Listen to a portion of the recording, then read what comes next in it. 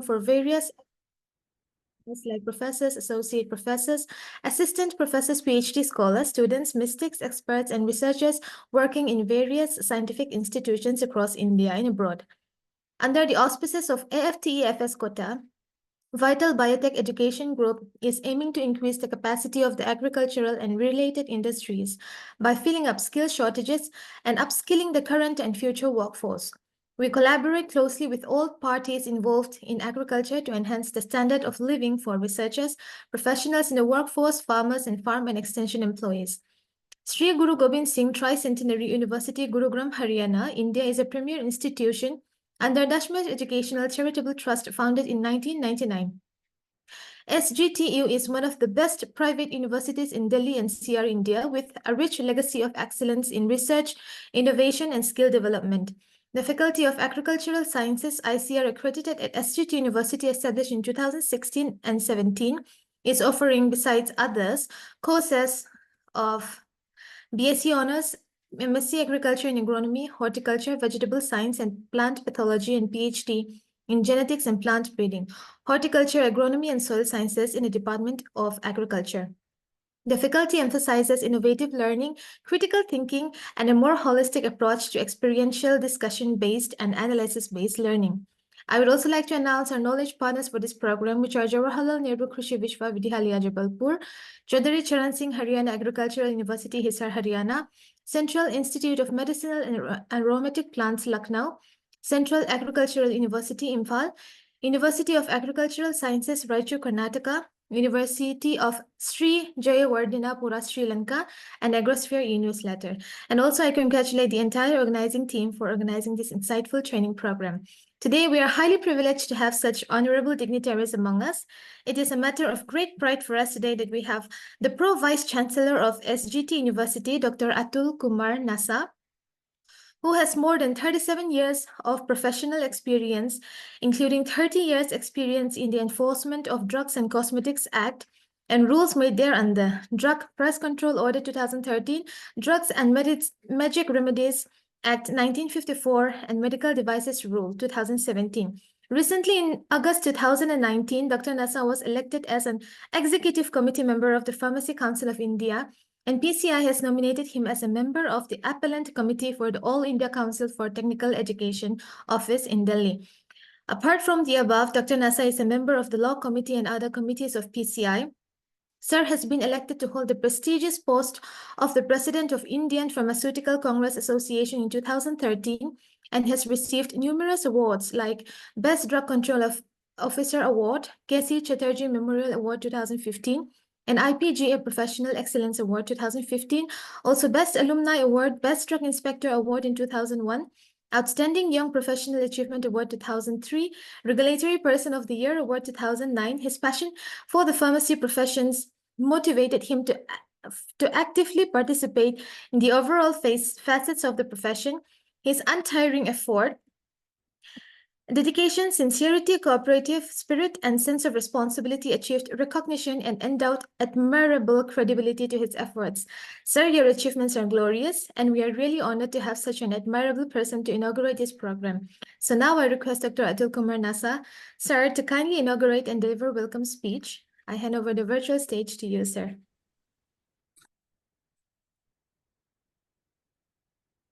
Hello. Am I audible? Yes, sir. Okay, thank you. So very good evening, one and all. And I welcome all the respected participants to this 7 days international training come workshop on agriculture research, entrepreneurship, and skill development for a nation's growth, organized by SGT University Gurugram, Agriculture Forum for Technical Education of Farming Society, and Vital Biotech. Thank you very much for nice introduction. And simply I can say this 7 days online program for all the participants, particularly from the field of agriculture sciences, will be very important in the nation's growth. I understand that the economy of any country, it all depends upon the total agriculture science and related fields. Whatever the dietary supplements, whatever the food, whatever the agriculture we are getting in our country, it reflects the economy of the country. All the participants who are attending this 7 days program from different organizations, different universities, different schools will be benefited by the deliberations of this, all the speakers who will be virtually talking about the growth and development of agriculture sciences and how to become an entrepreneur and how to make your skill very strong in your respective field. This will be the main motto of this international seminar, which is being conducted for 7 days. My best wishes to each and everyone, and my special thanks to Vital Biotech and Agriculture Farm for Technical Education of Farming Society for joining hands with the SGT University for this event. My best wishes to each and everyone, and special thanks to the organizing committee members for taking this initiative for holding this conference. Thank you very much. Thank you, sir, for your kind and enlightening words and your deep dedication to us out of your very busy schedule. We wish you our best wishes, and we send our best wishes to you. Thank you. Moving forward, I would like to introduce our special guests, Dr. B.K. Desai. Dr. Desai is presently working as Director of Research, University of Agricultural Sciences, Raichur, Karnataka. Silo. Yes. Yeah, please invite our first speaker. Actually, the next our welcome guest is not available right now. So please invite our first. Sure. Okay, sir.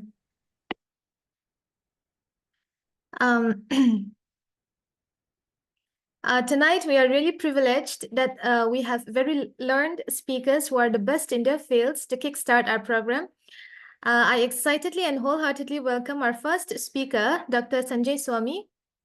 Dr. Swami is professor in soil science and agricultural chemistry at School of Natural Resource Management, College of Postgraduate Studies in Agricultural Sciences, Parapani, Meghalaya, under Central Agricultural University, Imphal. Apart from teaching postgraduate students, he is an active researcher in the field of conservation and management of natural resources, especially soil and water conservation in the Indian Himalayan regions for more than 18 years. He handled 8 externally funded projects and contributed over 150 research papers in various journals of international repute. He has also, to his credit, 21 standard books and more than 50 book chapters.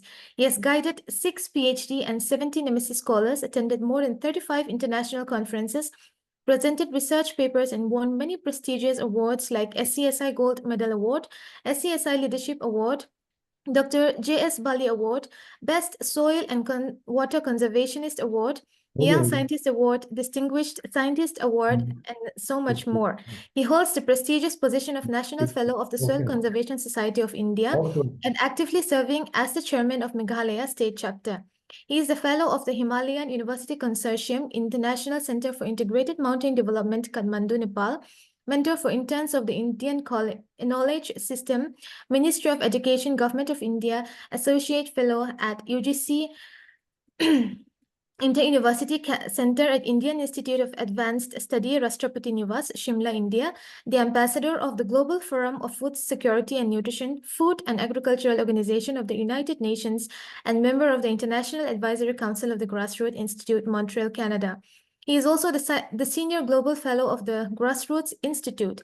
He is also serving as editor, associate editor, and consulting editor of many national and international journals. Sir, your achievements are endless, and we are unable to enlist them in such a short period. And apart from these great achievements, I am proud to say that under his able guideship, I attained my master's degree, and my deep respect as a guru and as a person will always live on. With these words, I wholeheartedly welcome you and would like to hand over this virtual stage to you. Over to you, sir. Very nicely introducing me. Very good evening to all of the participants and dignitaries present on this platform. Friends, you know that we are having this 7 days international training come workshop program from 6th to 12th March on a very important topic, that how we can improve the nation's growth through agriculture research, entrepreneurship, and skill development. For this let me at the outset congratulate the FTEF Society, Vital Biotech Publishers, Kota, and the SGC University Gurugram for taking this very important initiative. Friends, you know that India is a country which is based on agriculture. But the main lacuna is that our farmers, our youths, they are not skilled. There are so many initiatives which has been taken up by the central government as well as different state governments in their respective states to enhance skills. So my lecture will deal that what type of problem, particularly in entrepreneurship opportunities,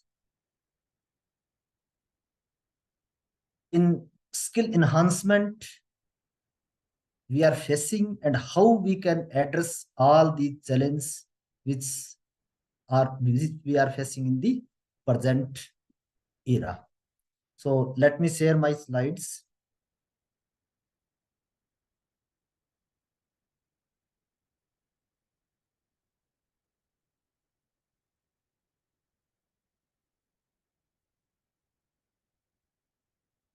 I think my slides are visible. Yes, sir. Yeah. Okay. So let me go to slide share mode. Is it okay? Okay, Yes, sir. sir. Okay. And whether slides are moving? Yes, sir, it's moving. It's moving? Okay, good. So friends, as I said that I will deal with the entrepreneurship opportunities, how we can enhance, encase all these opportunities by improving the skill, and how we can attract and retain particularly rural youth in agriculture sector. Now let me share the Indian scenario first. Friends, right now we have 1.27 billion population, and we are expecting that by 2050 we will be 65 billions, and this increase is almost 30%, right? That means by 2015 we will experience almost 30% increase in our population. At the same time, if we see our present production, food grain production, it is almost 263 million tons. But to feed the 1.65 billion population in 2050, we need 377 million tons of food grain production. And this increase we need is almost 43%. Now, look at the net cultivation area. Right now, we have almost 142 million hectare. And in 2050, that will remain almost constant, maybe 145 million hectare. And by this, we can say that with the limited resources, particularly the land resources, soil resources, we have to produce more 0.65 billion population. And how we can achieve this? Solution is only that we have to utilize our available resources in a very judicious way, in a very efficient way.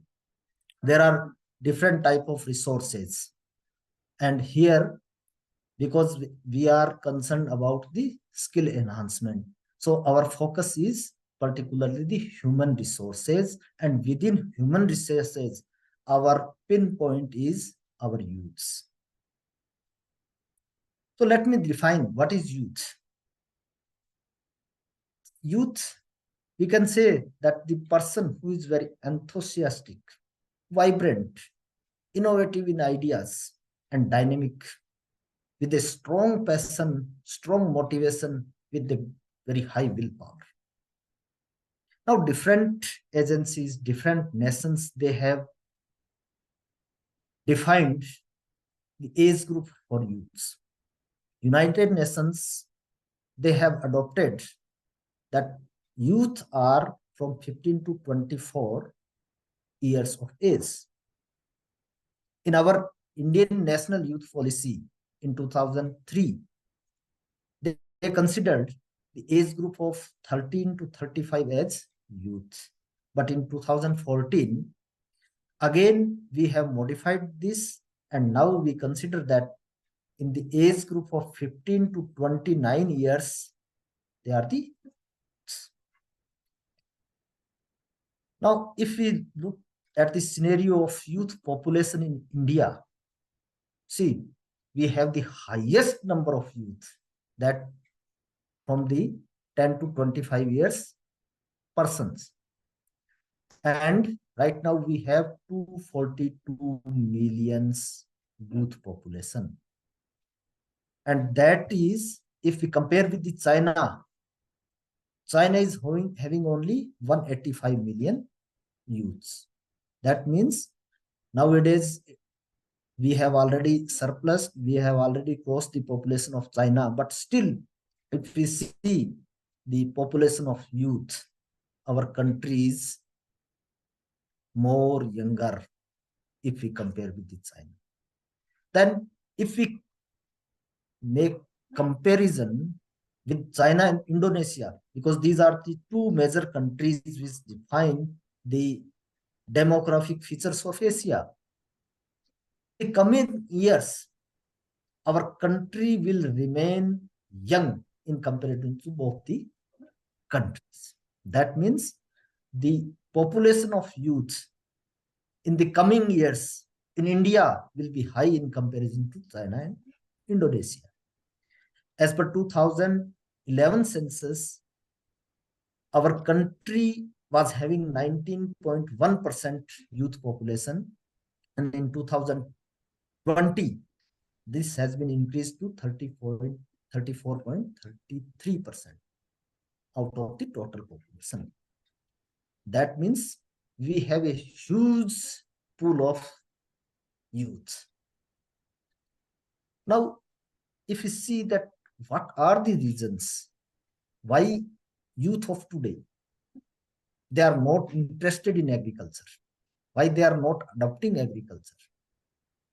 So there are certain, you can say, the features, certain reasons, and I have listed the most important ones here. The first and foremost is low identity and self-image of farmers. You see that whenever we talk about farmers, even in stories, even in dramas, always we say there was a poor farmer. That means farmer is poor. Their identity or image is of a poor person. That's why no one is willing to have this type of image. Then the second reason is that farming is not a profitable job. Yes, because we are not having adequate skills. And this is the third point which I have mentioned here, that in all the three spheres, whether it is production, whether it is processing, and whether it is marketing or business, in all the three spheres, our youth, they are lacking the adequate skills and knowledge. And the next one is lack of rural infrastructure. In cities, definitely we have the good infrastructure, but if you go to the rural areas, we don't have better infrastructure. We don't have road, we don't have electricity, we don't have storage facility. There are so many type of problems. Then lack of supportive government policies and programs for family farmers. Family farmers, particularly the smallholders. There are no supportive government policies. Then lack of organization of young farmers. Even the young farmers, there is no association, no self-help groups, no bonding. These are the certain reasons of not adopting the agriculture in the present era. And because of these reasons, we can say that particularly the rural youth potential, it is neglected. This is the under-tapped. We can't able to make full use of their energy, their potential in agriculture sector. And Professor M.S. Swaminathan once said that the youth can be attracted and retained in farming only if it becomes economically rewarding and intellectually satisfying. That means if our farming will be profitable and our youth will satisfied with this job, that yes, I am educated and I am doing farming, but mentally I am satisfied with this job, then they can be retained in agriculture. And if they are mentally not satisfied, they are looking for the jobs, different type of jobs, government or private sector jobs. That means they are not intellectually satisfied. There are so many initiatives from ICR side. I have listed few ones. The Farmers First program. Here, definitely in this program, our focus, our center is farmer. We are taking into account the farmer. We are asking them that what are the research, what are the problems, and on those problems we are prioritizing and conducting experiment to solve those problems. And this first, of course, as the word indicate, it refers as first, but it has a specific meaning also. First indicates farm, innovation, resources, science and technology. Then the second very good initiative from ICR side is Student Ready program. And this Ready also, if we just expand it, it is Rural Entrepreneurship Awareness Development Yojana. And this program has 5 components where the graduate students, they undergone the experience learning, rural awareness work experience, and industrial attachment, hands-on training, skill development training, and they have to prepare some projects. Then one more program is Maya and Arya. Maya means motivating and attracting youth in agriculture. Arya means attracting and retaining youth in agriculture. Here, the special efforts are taken to attract, to train, and to retain the youth in agriculture and different type of agriculture business. And the government targeted that every year we have to train and retain 10,000 rural youths. Out of these, 400 from each selected district in plain areas and 200 from the hilly areas or maybe from the less populated area. These are the targets for every year. And after giving the trainings, these youths are linked with the financial institutions like NABARD and other banks which are providing financial support for starting any business. Now, coming on the agripreneurship opportunities. Friends, just now we are discussing that in cities there are different type of options, different type of opportunities. And people say that rural areas, we don't have any opportunity. People are migrating, youth are migrating. But in real sense, rural areas are the places of opportunity.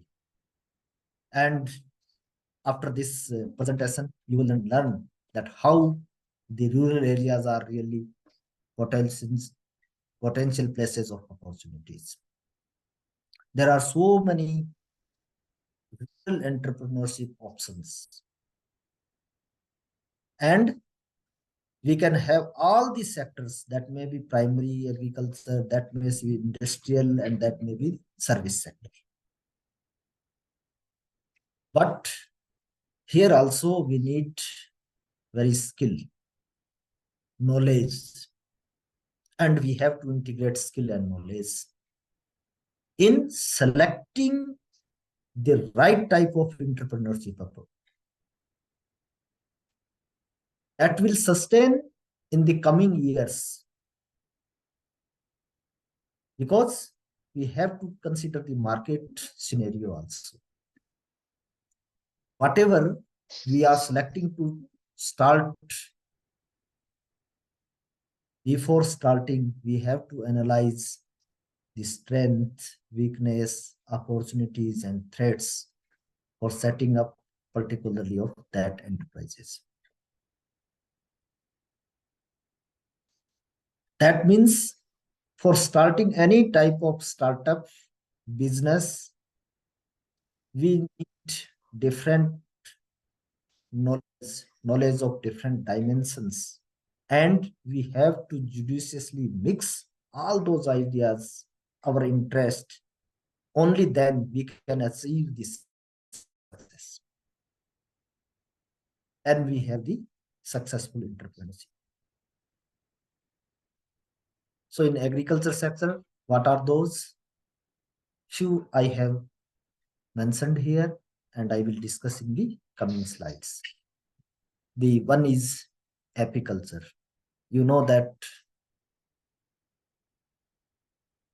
we need honey, and it is a complete food, profitable business, last long. That's why we not need any refrigeration facility. And even the wax byproduct, that is also useful in different industries, particularly in cosmetics. Here I have mentioned the cost of units, like number of beehives. If we are going to set 50 beehives, then what is the cost, what we need, that I have mentioned here, and you can see here. Here I have divided all these costs in capital and recurring costs for two species, Serena species and Mellifera. And for two capacity, 50 bee colonies.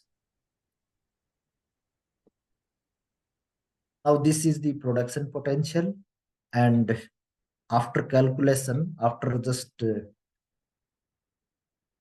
keeping the cost aside, we can have 71,400 rupees as a benefit from Serena cultivation, Serena farming.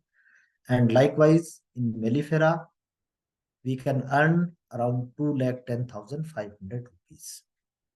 So this is simply an idea that even cost may vary depending on the market situations. You can earn more also, you can earn somewhat less also. Then the second option is round the year mushroom cultivation. Friends, mushroom, even we not need any type of land. If we have the small rooms, we can have the mushroom cultivation. And there are different species. Different species require different temperature for spawning also, for cropping also. And by adjusting the temperature requirement, we can produce round the year mushrooms. And looking at this chart, you can see that only the June month is where we can not have the mushrooms. But apart from this June, in every month we can cultivate some species based on the temperature requirement. And you know that by round the year cultivation, we can have round the year economic returns. We can have the employment opportunities. We can utilize our resources in a better way. So these are some of the, you can say, the mushrooms by which a farmer can have continuous earning. There are only 3 major steps in the mushroom cultivation: spanning, composting, then cropping. And after having produce, we can go for processing and marketing. There are big hotels, they are purchasing. We can go for different type of value addition in mushroom products also. And this is the tentative layout for a 25 to 30 tons per annum capacity mushroom production unit. There are different areas like cropping room 1, cropping room 2, cropping room 4, then spanning area, packing area, store. All those are components of a mushroom unit. These are some of the pictures of composting, spanning, and mushroom bodies coming out. Friends, there are some mushrooms which have the high medicinal value, like shiitake, oyster golden clotres mushrooms. They are rich in protein, carbohydrate, fat, mineral, water, and these are the excellent source of thiamine, riboflavin, niacin, pantothenic acid, biotin, folic acid. And this shiitake mushroom, they fetch almost 5 to 1,000 rupees per kilogram in market, depending on the market situations. Next option is poultry farming. Everyone knows that this is the most potential and very fastest growing industry. It is a very profitable business nowadays. And if we see the benefit cost ratio, it is almost 1.61. Poultry, we can have chicks, ducks, turkeys, geese. We can sell the eggs also. It requires less capital, initial capitals, less maintenance, less space, and it fetches very high price. Likewise, we can have dairy farming also. Here also, initially we have to invest less. Then even the byproduct like this cow dung, that can be used as a source of nutrients in producing the vermicompost, biogas. And I have given here the BC ratio of buffalo, crossbreed, and indigenous cow. And you can see that this crossbreed is fetching, crossbreed is giving high benefits. Then we can have fish option of fish farming. Here, if we have a small pond, we can go for composite fish farming. Composite fish farming means we can have different species, because different species, they have different feeding habits. Like this rahu that are feeding in the middle zone. Katla species, katla, they are feeding on the surface water. Mrigal and common carp, they are the bottom feeders. Grass carp, they feed on weeds. And if we are having all these type of species that we generally call as composite fish culture, we can have different fish at different time, and even we can completely utilize the food resources which we are having in water bodies, because they are the feeders at different depths.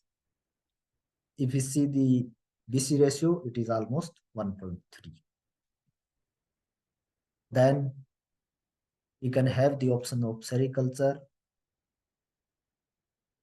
It is the rearing of silkworms and then using the raw silk.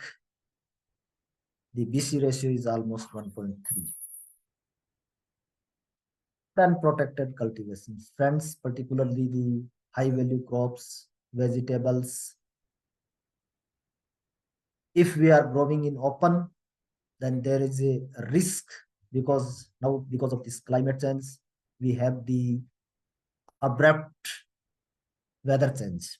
Sometimes there are hailstorms, high rains, high winds, and we have the risk of damage. Just to avoid those things, we can have the protected cultivation, and in we can have like tomato, capsicum, cucumber, French bean, cabbage. In flowers, we can have rose, gerbera, carnation, and if we see the BC ratio, particularly the capsicum, it is almost 1.18 to 1.85.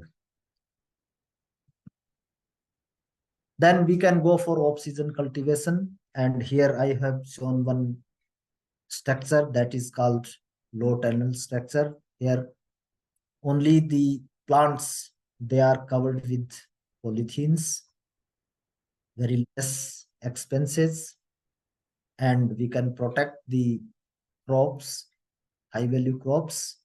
And you know that if we are growing off season, the produce, whether it is fruits, vegetables, or flowers, they are fetching the high value. And these are some of the crops like blueberries, strawberries, saffron, king chili, kiwis that we can have in season cultivation. In cut flowers, we can have cut rose, chrysanthemum, carnation, anthem. These are the pictures of the potential cut flowers.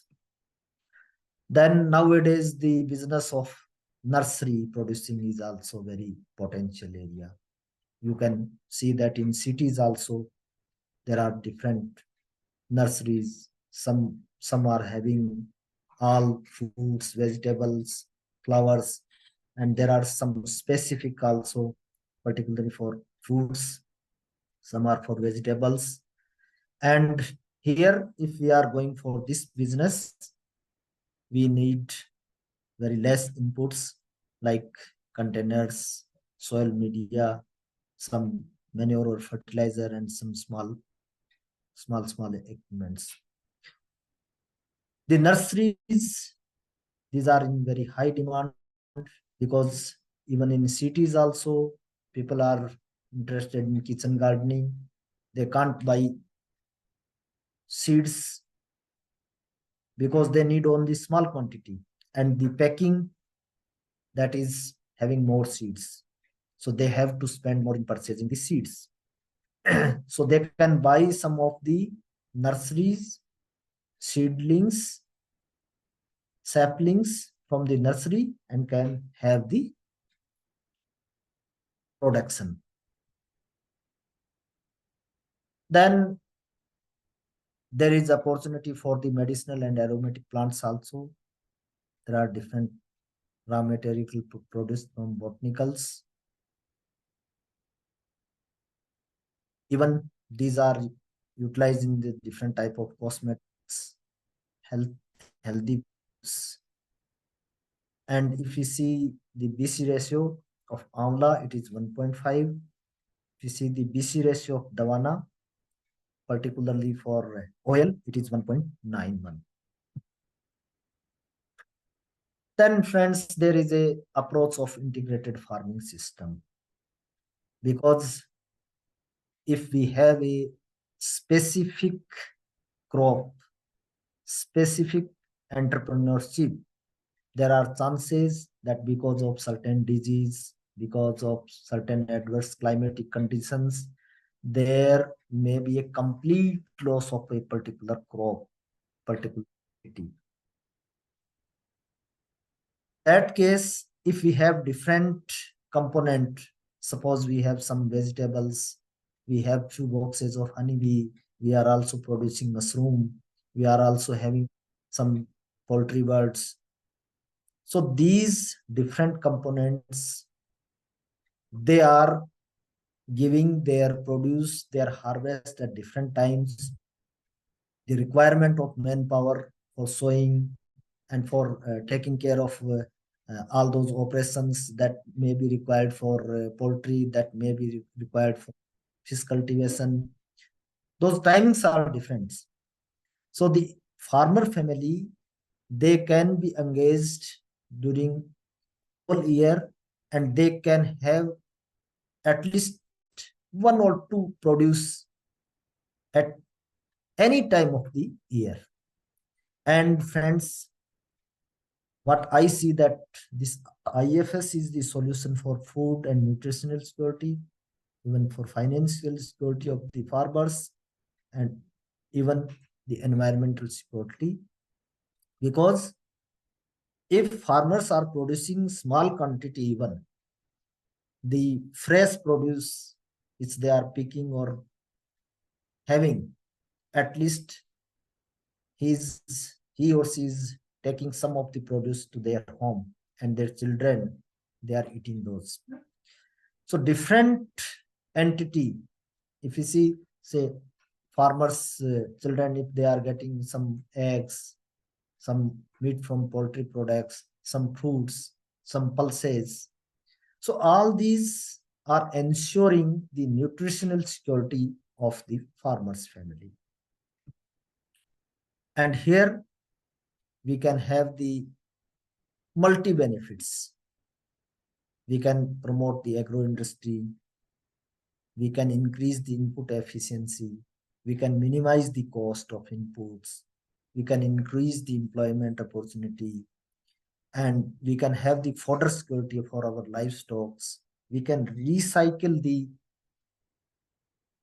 different farm produce. We can have the continuous income, and we can save the energy also. These are the some of the benefits if we have the IFS system. And related to this, we have one another concept, and this is very emerging area in present time, because people, they are working hard just like machine in the cities. And if we have the eco village or park tourism, you can say the innovative type of industry or option for the rural areas. If we have some forest area, some crops, some food court, some traditional dresses, we can have the facility of some games and sports, some handicraft, some of the host farmers, they are welcoming the guests, and just the structures which are very prevalent in those areas like huts or different type of rooms. So if we have this type of eco village, people are coming there just to relax there, and even the young generation, the students, they can have the ideas, because they are not knowing even about the plants, what is actually the wheat, how it is producing, how we are feeding the poultry, what they requires, what are the different species for says. So they can have the fun there, they can learn different type of new things related to farm activities, rural life. And as I seen that these are the pictures from my area only, we have one very big Umiam lake here, and you can see that towards the lake side, there are some balconies. People can sit there. They can enjoy the natural environment, the different type of dances. Those are performed in the evening times. They can enjoy there. Then the next thing is value farming. Yes, friends, we are producing many type of products, but if we can add some value and convert that products in new products. Here I have given the example of milk. Milk can be converted in curd also. Milk can be converted in ghee also. There are different type of shakes, milk shakes, then even khoya, different type of products we can prepare, and we can face the more values in comparison to the original products. See, if we are selling milk 50 to 60 rupees per liter, but if by processing, by proper packaging, and by adding some value, we are selling it, we can increase the value multifold. And here I have taken only two examples. One mushroom honey. In mushroom, we can have mushroom pickle, mushroom nuggets, mushroom cookies, mushroom soup powder, mushroom ketchup, mushroom candy, mushroom papad. Likewise, in honey. Okay. So these are the different type of products which we can prepare from the original product. Here, I have shown pictures of this fish. If we are selling direct fish, we are fetching very less money. But if we are adding value by preparing fish vada, fish cutlet, fish chakli, fish save, fish sausage, fish ball, fish pickle, fish papad. So these are the different products, and now these are gaining very popularity, and one can fetch a high value. Organic farming or organic cultivation, friends. People are health conscious nowadays, and they are preferring for organic products. And for that, they are paying more prices. So if we can go for organic farming, we can produce organically, definitely we are going to fetch more money in comparison to our normal or the chemical products. Yes, then organic farming, it is a very big opportunity. Farmers are taking up very fastly. Government is promoting organic as well as natural farming. But what we feel that the inputs which we need in organic farming, particularly the nutrient source, that are not available in adequate quantities. And we need to feed our crops in the required quantity. Then only we can have the good production. And for feeding, providing the nutrition of organically grown crops, we can have vermicomposting. Here, we have to rear the worms. We have to convert all the waste material into good nutrient source as vermicompost. Vermicompost, you know that it is having high nutrient value in comparison to FYM. There are certain micronutrients also. It is biologically very active because it contains thousands of bacteria. There are certain enzymes also, and if we are using this, definitely making our soils healthy. Then here I have taken statistics. You can say that how much we have to invest and how much we will gain. So these are some of the cost and benefits from vermicomposting. Then one of the option is vermibas.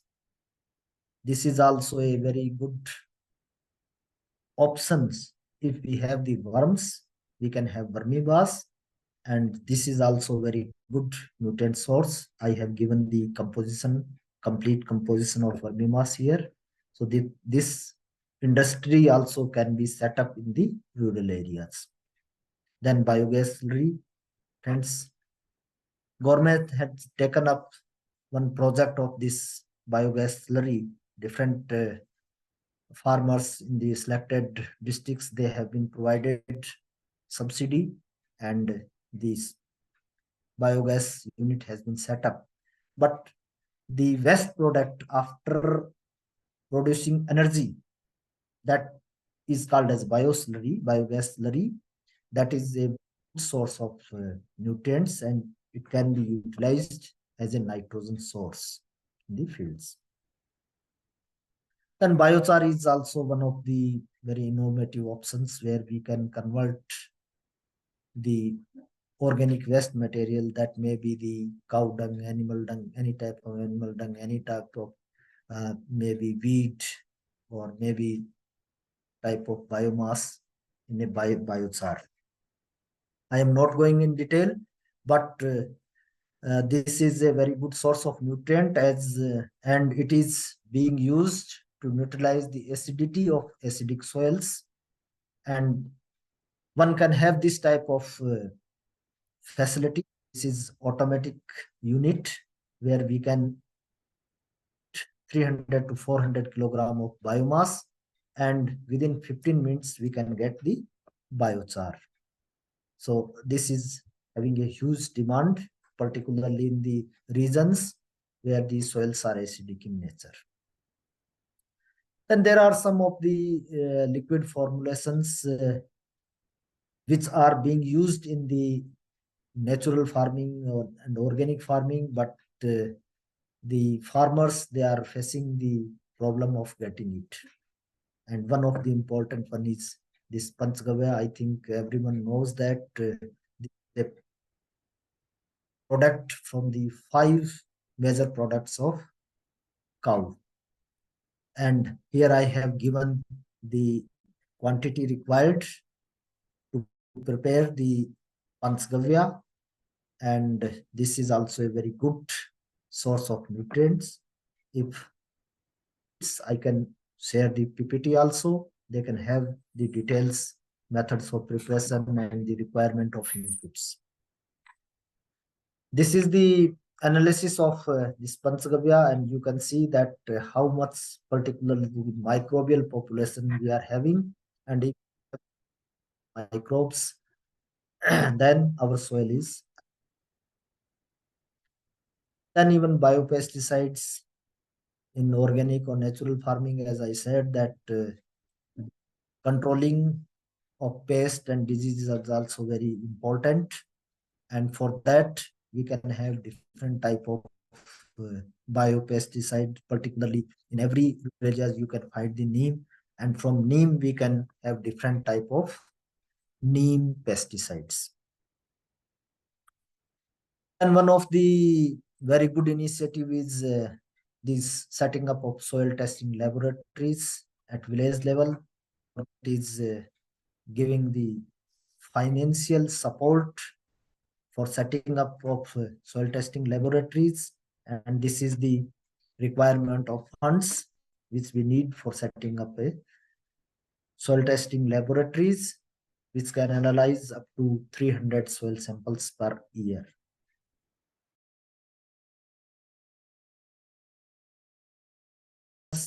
And if we are taking up this business, really farmers are benefited a lot. They can plant their crops according to the native soil nutrient status.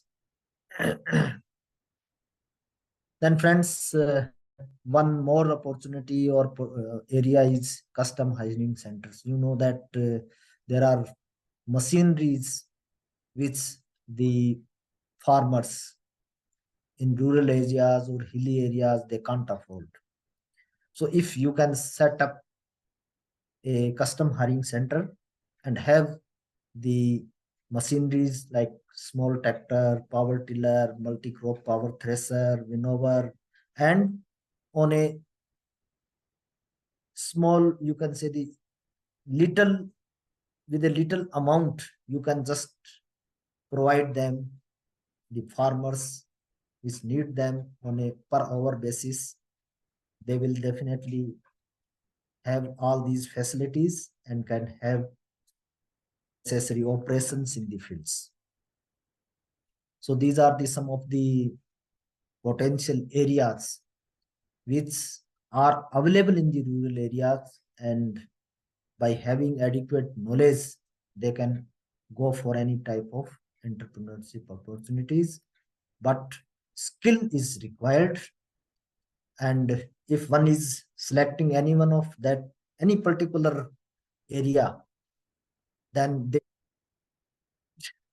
through knowledge and skills.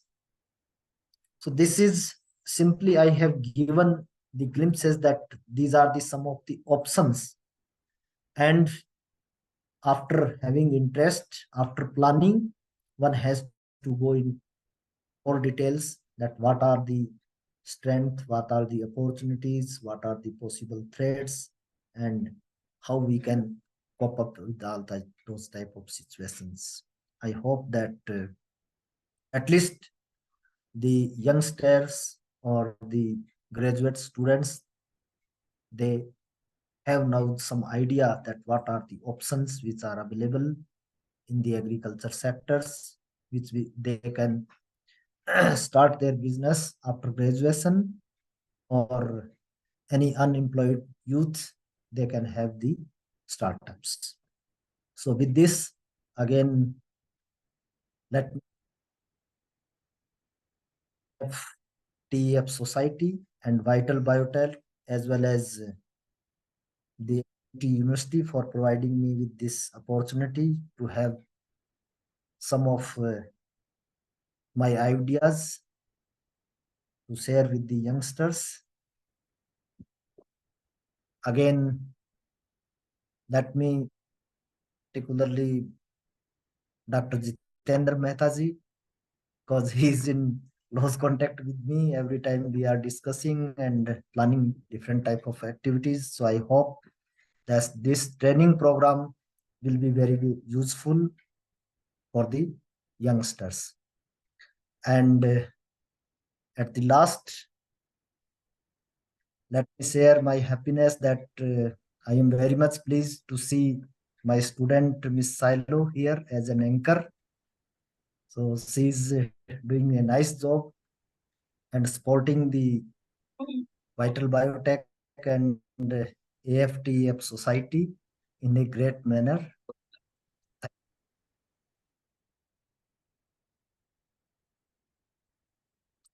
Right in chat, I will answer. Thank you. Thank you so much, sir, for this very informative session. And as I check the chat box, everyone is applauding your presentation. They are saying such a great presentation and very informative. So I think everyone understood and they got the point. And I believe the participants have gained a lot of knowledge, especially in the field of agripreneurship and its potential opportunities, as well as ways to attract rural youth in agriculture through your vast research. And sir, we really value your sharing with us your in-depth knowledge and concern on encouraging the entrepreneurs. We send you our best wishes and success, more and more success in your future, sir. Thank you so much. Thank you. Thank you so much, Silo. Now, moving forward, we have our next guest speaker, Mr. Nimish N. Gautam. a research associate of India Meteorological Center, Shillong, Ministry of Earth Science. He has acquired his M.Tech Geoinformatics from Guru Jambeshwar University of Science and Technology, Hisar, and PGD GRD from National Institute of Rural Development and Panchayati Raj, Hyderabad. He also holds double master's degree, Master of Arts, and MPhil Geography from Maharaja Ganga Singh University, Bikaner. Gautam sir has worked as project assistant at Haryana Space Application Center, Hisar, junior research fellow at ICAR, Central Arid Zone Research Institute, Jodhpur. He has published 3 research papers in SCI journals and 2 research papers in peer-reviewed journals, and also contributed a book chapter. Apart from this, he has presented 12 research papers in national and international conferences and has attended several technical trainings and workshops.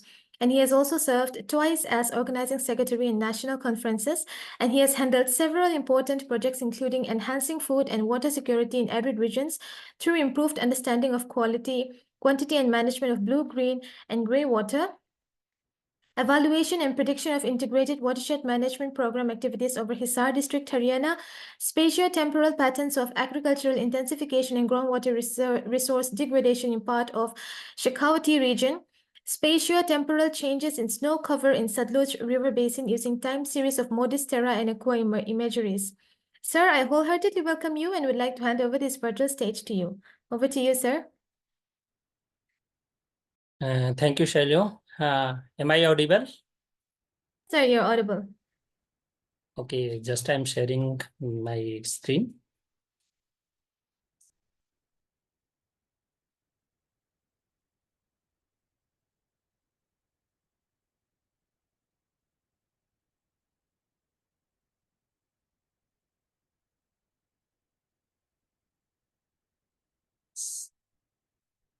It is visible. Yes, sir. Yes, it's visible, sir.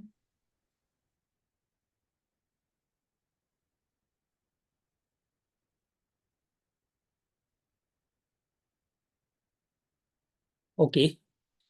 So thank you. Thank you for the inviting me.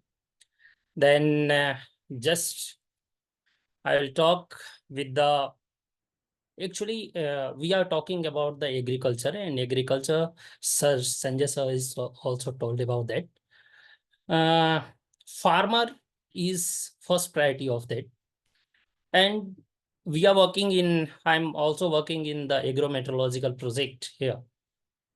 So this is actually sorry to say, but some disturbance is here. Okay, so this is the major thing about that. What is the importance of the agrometeorology? Why it is important? So some participants also demanded the 50% talk in the English and Hindi. So also I will try my best in Hindi bilingual language for that. तो हम जब बात करते हैं कि agrometeorology and agriculture, so metrology and agriculture का एक अच्छा रिलेशन है, और हम इसमें कोशिश करते हैं कि अपने जितने भी फार्मर्स हैं for the actually village level, उनको किस तरह से मेट्रोलॉजिकल डेटा को प्रोवाइड किया जा सकता है, या उनको इन्फॉर्म किया जा सकता है, या उनसे कैसे कनेक्ट हुआ जा सकता है, ये सबसे मेजर वर्क होता है हमारा. And this agrometeorology advisory services provided by the IMD and ICR. And what is this? Why it is important? And what is the procedure of that? What is the accuracy of that? This is a question markable in that for the student and researcher. कि जो हम data provide करा रहे हैं किसान को या farmer community को, वो कितना सही है, उसका प्रोसीजर क्या होता है, अगर प्रोसीजर है तो वो कितना एक्यूरेट है. So this is the actually double has provided a very special kind of the input to the farmer as advisories that can make a tremendous difference to the agriculture production by taking the advantage of benevolent weather and minimize the adverse impact of the malevolent weather. तो जो हम प्रतिकूल और अनुकूल weather की बात करते हैं, अनुकूल weather benefit for the farmer और प्रतिकूल weather alarm for the farmer. तो जो वेदर डेटाज हैं, if we provide the impact based forecast, like suddenly कोई वेदर चेंज हुआ और उस मैसेज को हम अगर फार्मर तक कन्वे करते हैं, farmer also aware that about the एग्रोमेट्रोलॉजिकल conditions, तो वो अपने फसल के अकॉर्डिंग बहुत अवेयर रहते हैं। So this is the major thing about that, and this is actually India Meteorological Department, Ministry of Earth Science, in collaboration with the state agriculture universities, because we are belong to the India Meteorological Department, but अगर हम कोई data किसी को देते हैं तो वो कितने उस समय that time what is the situation of the crop, what is the condition of the crop, तो उसका जो एडवाइजरी है, उसका जो इंफॉर्मेशन है, this is provided by the agriculture universities, agriculture institute, also agriculture training institute, ICAR, issuing crop and location specific weather based agro advisories for the benefit to the farming community on every Tuesday and Friday, and occurrence of the extreme weather. This is the occurrence of the extreme weather. It means आने वाले 3 घंटे में with in the 3 our कौन सा impact, क्या कोई suddenly कोई information आई है या कोई सडनली रेनफॉल होने की संभावना है। This is also will discuss about that in the detail, but objective of the scheme is the two continuously improve the existing agromet advisory services for district and block level also.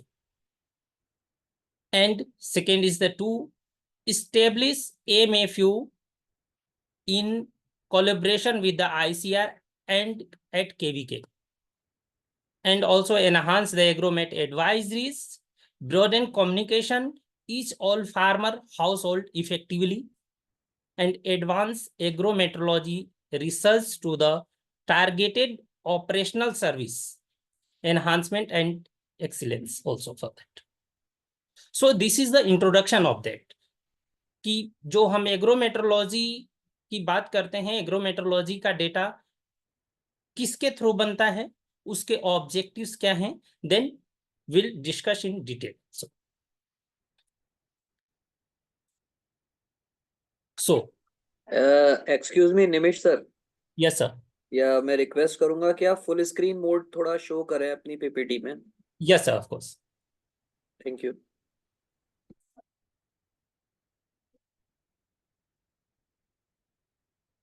Sir please, this is okay. Not still.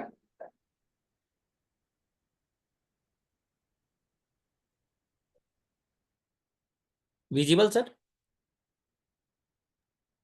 ये sir slide visible हो रही है but full screen mode नहीं हो रहा आपके. Yes sir.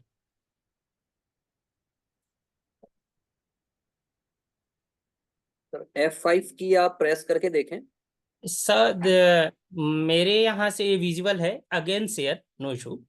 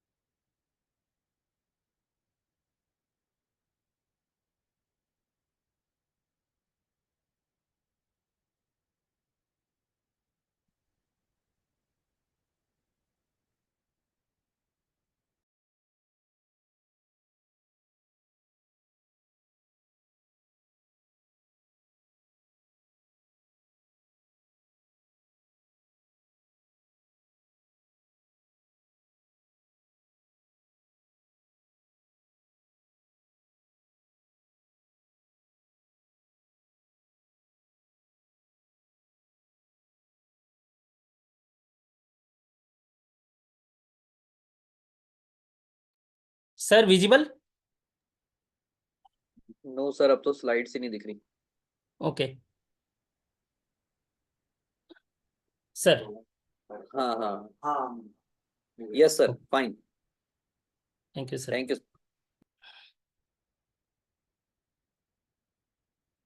Okay, so sir, this is the scope of the SOP, Standard Operating Procedure, and Standard Operating Procedure followed the actually what is the actually standard of that agromet advisory services for that. So first, to prepare and issue in time crop specific weather-based district block level agro advisory for next 4 months, the 5 days. So this is issued by the actually on the day of the Tuesday and Friday for 5 days, and also this is also issued by the MFU and DAMO, and MFU is the actually agromet field unit, and DAMO is the district agriculture agromet unit for that. And second is that to collect and organize climate, weather, and soil and crop information, and to combine them to prepare database for the value addition of advisories.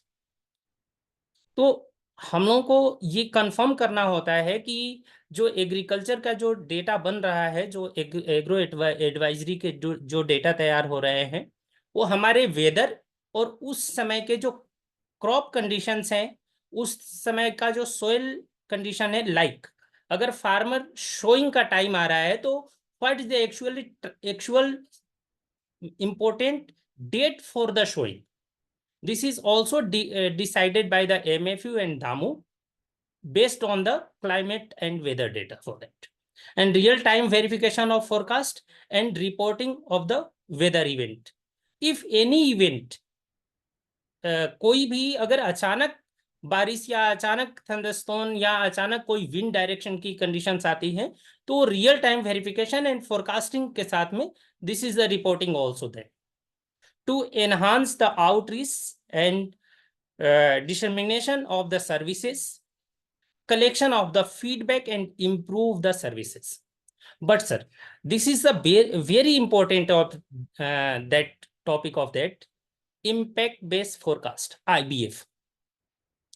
IBF हम लोग उसी condition में जो देते हैं जब अचानक कोई वेदर में चेंज हो विद इन 3 आवर. हम लोग 3 घंटे का जो लेते हैं टाइम, उसी के अंदर में जो वेदर चेंज होता है, like cold wave, thunderstorm, heavy rainfall, heat wave, thunderstorm with the gusty wind, and agromet advisory based on the IBF have been issued from the different district of various states and UT also, United Territory, across the country. And this is also decided by the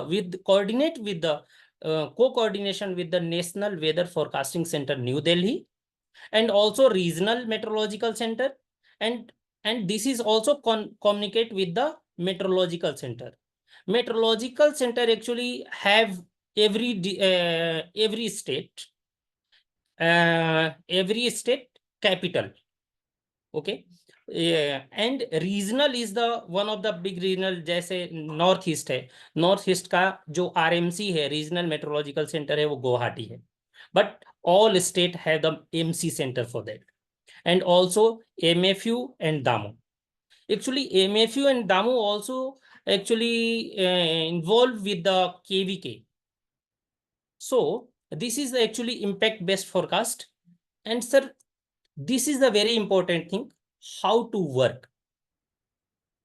इसमें हम IMD का क्या role है और वो किस तरह से MFU या दामो या एग्रीकल्चर यूनिट्स के साथ वर्क करता है और उसका वेरिफिकेशन क्या है, ये डेटा की इंपॉर्टेंस क्या है. So first, IMD prepare the district and block wise medium range weather forecast by meteorological center also.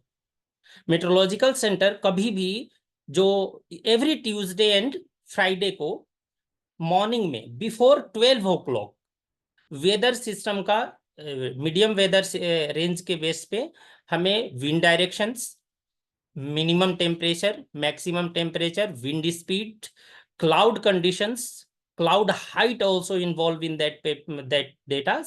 And also this data communicate with the MFU, DAMU, IITs and ICR units also. And ICR units prepare the data based on the forecast data, preparing the what is the crop condition in that time and what उस समय किसान को और क्या करना चाहिए, what is a suggestion for that, like horticulture, if you cultivation the horticulture and planting for that, so planning for that.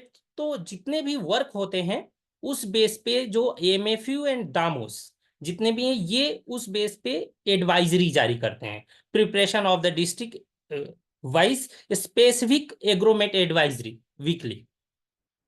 And this is communicate with the farmers through the Kisan portal, PPP mode, state extension mechanism and website, print media and electronic media also.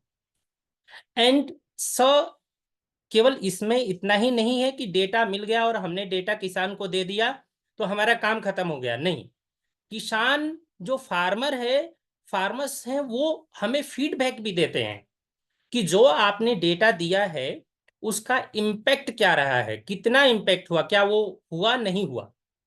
And also office part is this कि verification of that what is the accuracy of the advisories. So this is the procedure of that. Then next is the forecast verification, and this is the process of the preparation of the agromet bulletin. So input जो हम लोग verify करते हैं, this is the actually in back side, this is the overview of that. But how we prepare the datas, how we get the forecast, 5-day forecast for that. So this is the direct model output first, DMO forecast. और DMO forecast दो तरह से input हम लोग लेते हैं, जिसमें first होता है कि जो direct model forecast, it means this is based on the artificial intelligence. And this two are the actually very famous forecast model for that. GFS, this is the global forecasting system, and WRF is the weather research and forecasting. And GFS provide the 3 to 7 days forecast, and WFS model output 3 kilometer range. This is provide the within the 3 hour and 5 hour forecast of that. But ये तो जो DMO की बात कर रहे हैं, ये तो हमारा इनपुट जो है वो आर्टिफिशियल इंटेलिजेंस से आया. बट क्या ये भी सही है या नहीं है, how to generate this? So another manual data provided by the department, like Sinop station of IMD. Sinop हम लोगों का IMD से every 3 hour, like started from the 5:30 morning to every 3 hour, this is provided the actual rain gauge manually data for that. What is the condition of the rainfall, weather, wind speed, wind direction, and minimum temperature, maximum temperature, and relative humidity minimum, and morning and evening, these kind of things. And also this is also another observatory, agromet observatory data also verify with that data. And one of the famous instrument working in IMD, AWS is the automatic weather station data available. This data also available on the website for the public, not for the actually IMD, also for the public also. And this also data verification of that qualitative forecast analysis for the rainfall and skill calculation.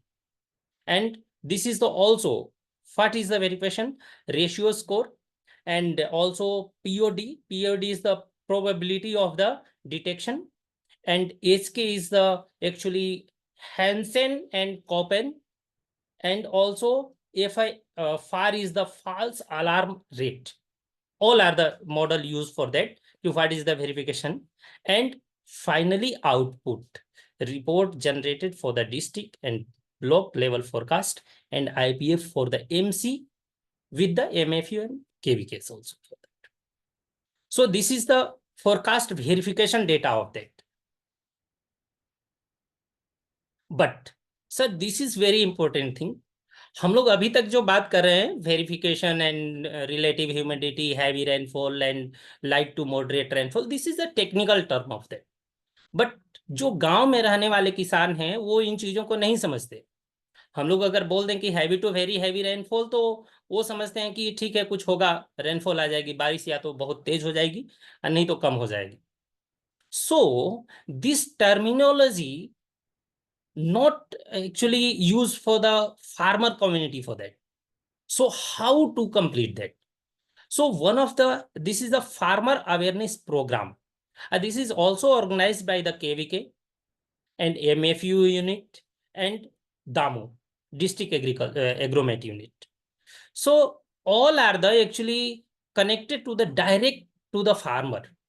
And farmer को ये हर month में 2 या 3 बार 2 और 3 time farmers अलग अलग जगह से अलग अलग डिस्ट्रिक्ट एंड ब्लॉक लेवल पे ये फार्मर अवेयरनेस प्रोग्राम करवाते हैं. एंड इससे फार्मर में अवेयरनेस भी होता है and he know about that what is the message and what is actually convey for that. And next is sir, this is a very important farmer friend Meghdut.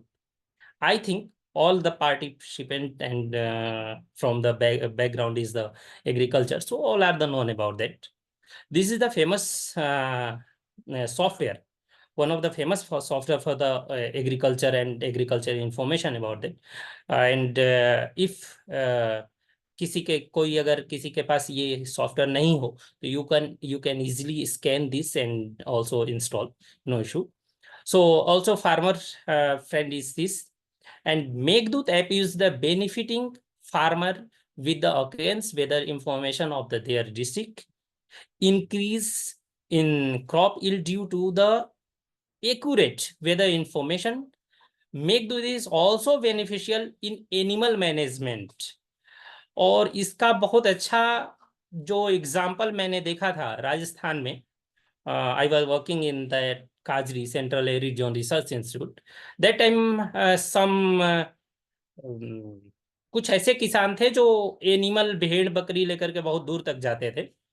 उनको जब ये mobile दिया गया और मोबाइल से वो मैसेज बाय द टेक्स्ट जब उनको किया जाता था, तो वो बाद में हमें फीडबैक आया कि वो बहुत, अगर हम बोलते थे कि 2 दिन बाद बारिश होगी, तो बहुत अच्छे से अपने भेड़ बकरियों को मैनेज करके ऐसे जगह पर लेकर के जाते थे जहां बारिश से बचा जा सके, या उस तरह से अपने आप को मेंटेन करते थे. This is very nice information for that. And also sir, agromet advisory is helping farmer to the take decision day to day agriculture operations.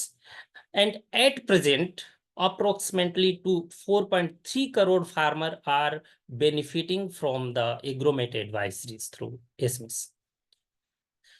And so actually we are also talking about that, how to complete that data, how to work that data, what is the accuracy of that, और कितने verification वगैरह के बाद हम Agromet advisory का forecast देते हैं.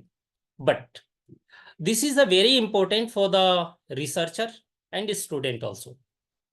which type of data available in IMD and ICR? So agrometric data provided by ICR, like local AMFU and DAMU, in every state also this is available. So cropping pattern, under area irrigation and rainfed, showing date of the different crop and present season showing date, and also stage and state of the major crop, soil moisture data, crop weather and crop pest related relationship also. But IMD provide the historical rainfall data, information of different product on IMD website, like NDVI and SPI and these kind of things. And past weather over the crop season, weather forecast and warning in different time scale, short, medium, and extended and long range weather forecast also. We also provide that. Then, sir, this is the our project, project of that. Then thank you and welcoming all the question. Thank you, sir. Thank you so much. Thank you so much, sir, for this insightful session. I think the participants are quite enjoying your presentation, so they applaud your presentation as well. And we thank you again for sharing your valuable knowledge about agromet advisory services. I'm sure the participants will gain a lot from listening to you, especially in the use of AAS, IPF, DAMU, WRF, WFS, AWS, as well as important McDood software in the field of agriculture and welfare of the farmers. We wish you all the best, and that you will be blessed with more knowledge and success in your future endeavors, sir. Thank you. Thank you. Thank you so much. And I would like to take this opportunity to thank our presenters of tonight, as their sharp intellect and vast experience boost the knowledge of the participants, and we feel greatly privileged to have listened and learned from you. We wish and send our best wishes to you. And I also thank our participants for being attentive and interactive throughout the sessions. And on behalf of Vital Biotech Agricultural Forum for Technical Education of Farming Society, Kota, College of Sri Guru Gobind Singh Tricentenary University, and the entire organizing team, I deliver my heartfelt gratitude to all the speakers and participants for joining this international training come workshop program and being so patient and attentive throughout. Thank you all. Have a great evening.